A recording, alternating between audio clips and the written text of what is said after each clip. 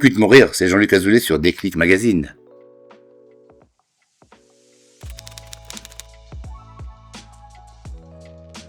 J'ai très peu réfléchi puisque comme j'étais en 4e année, qu'il y avait à l'époque 2 sessions, une en juin et l'autre en septembre, je me suis dit que j'allais faire la session de septembre et que j'allais reprendre ma vie normale étudiant en médecine. Et puis en septembre, il y a eu d'autres choses, donc j'ai pas repris ma session. Je me suis dit que je ferai ça l'année suivante, puisque je peux faire ça. Je peux encore faire ça maintenant, paraît-il. Mais puis j'ai jamais repris. La réaction de mon entourage, mes parents bien entendu étaient catastrophés. Tout le monde me disait que j'étais fou, mais j'avais envie de faire ça et donc je décidais de continuer. Voilà. Oh bah, c'était la découverte de la télévision. Avant j'étais un téléspectateur, je les voyais sur mon poste. Puis après, je suis rentré dans les coulisses, j'ai vu comment ça se passait, j'ai trouvé ça formidable, j'ai trouvé ça très intéressant, avec des personnalités très très fortes. Guy Lux c'était quelqu'un de très intéressant, de très fort. Les Carpentiers c'était des génies. Enfin, c'était vraiment une époque de création continue.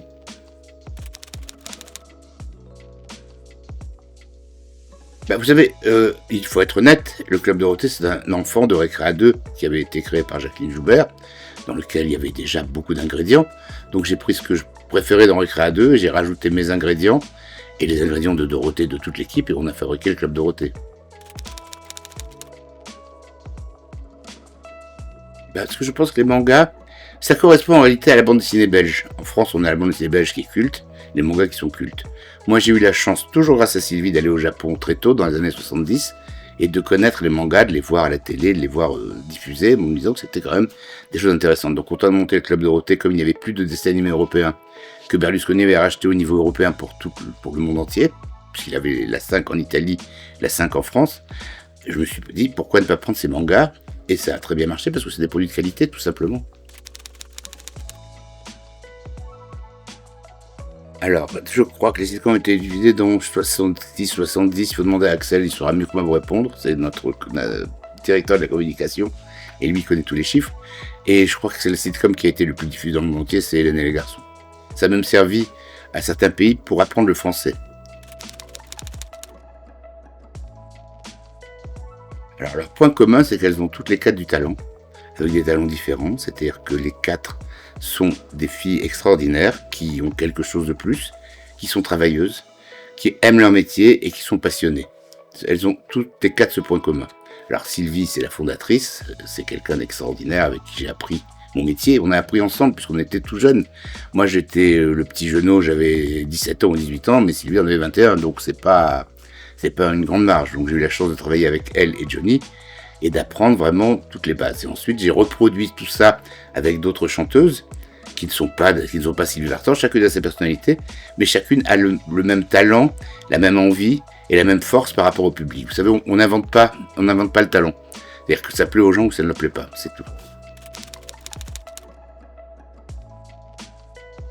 Oui, je suis en contact avec Claude Berda, bien sûr, qui restera toujours mon ami, mais lui est parti dans d'autres domaines, il s'occupe d'immobilier, il trouve que le show business est trop compliqué, tandis qu'il vaut mieux construire des maisons.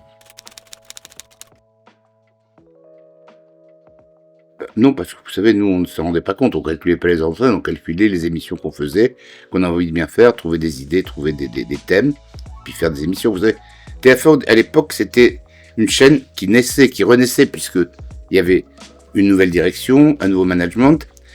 La plupart des animateurs étaient partis sur d'autres chaînes, et nous, on était un petit peu les pompiers de TF1. C'est-à-dire, quand il y avait une tranche qui marchait pas, Étienne Moujon nous appelait, on n'avait pas une idée, et là, on a créé le Club Dorothée après-midi, on a créé les sitcoms, on a créé tout ça. En réalité, ce qui s'est passé, c'est que, bon, moi j'ai eu l'idée d'Abessat, parce que je voyageais beaucoup, je savais qu'en France, on avait peu de chaînes de télévision par rapport aux autres pays. Donc j'ai dit à Claude Berda, un jour on aura autant de chaînes qu'il y a de magazines dans les kiosques.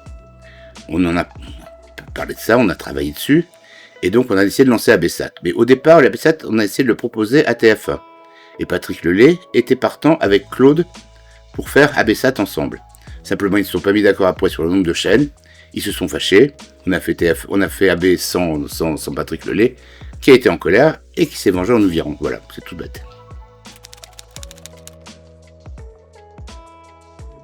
Alors déjà, je suis un véritable génie, mais sans bouillir, parce que c'est important. On peut toujours créer quelque chose. il y a toujours de la place, il y a toujours des idées, il y a toujours des nouvelles choses qui naissent. Oui, il y a toujours la possibilité de créer quelque chose qui ressemble, enfin, pas qui me ressemble parce que les époques changent, mais qui ait les mêmes systèmes de fonctionnement, c'est-à-dire près du public, s'approcher du public, penser à eux, les traiter comme des adultes, les traiter comme des gens normaux et non pas comme des pauvres marionnettes.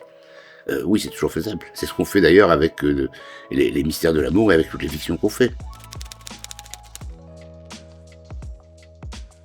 Oui, non, c'est pas seulement ça, c'est surtout que quand on a du travail, on peut pas être partout, on peut pas être au cocktail, aux événements mondains. Je préfère travailler et puis faire mon travail. Mais de temps en temps, j'y vais, hein, quand j'ai le temps. Vous savez, c'est des gens qu'on a connus, pour la plupart, quand ils avaient 20 ans, ou 18 ans, ou 19 ans. Ils ont grandi pendant que nous, on vieillissait. Et c'est un peu comme notre famille, comme nos enfants, parce que quand ils ont des problèmes, ils m'appellent, on se voit régulièrement. On n'a jamais perdu le contact et on s'aime bien. C'est une troupe, si vous voulez, c'est comme les troupes de théâtre d'avant, ou les tribus. On peut appeler ça comme on veut.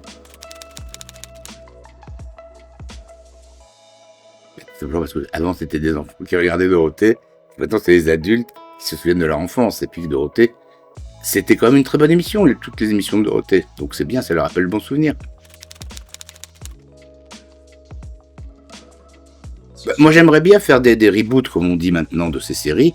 Il faut voir maintenant qu'il y a un diffuseur, que ça intéresse et qu'on ait les moyens de le faire. Mais c'est vrai que je pense que on pourrait soit en faire des reboots, soit en créer de nouvelles, hein, parce que sur les mêmes thèmes, on n'est pas obligé. Bon, il y a en ce moment quelque chose qui marche bien, c'est les marques. Les diffuseurs veulent des marques, parce que ça les rassure.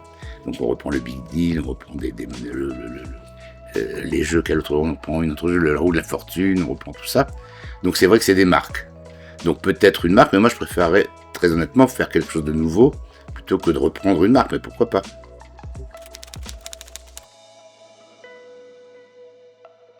Bah, c'est exactement ce qu'on nous a dit quand on a commencé, nous. Il y a toujours d'autres choses à faire, parce que le monde évolue sans arrêt, la technologie évolue, les mentalités évoluent. Il y a toujours quelque chose. Le seul conseil que je leur donne, c'est de garder leurs idées et d'aller au bout et de ne pas se dire « Oh, c'est trop difficile, j'arrête ». C'est tout, il faut continuer. Eh bien, écoutez, j'espère que ça donnera le déclic à de nos nombreux entrepreneurs de se mettre dans la boucle et d'aller au bout de leurs idées.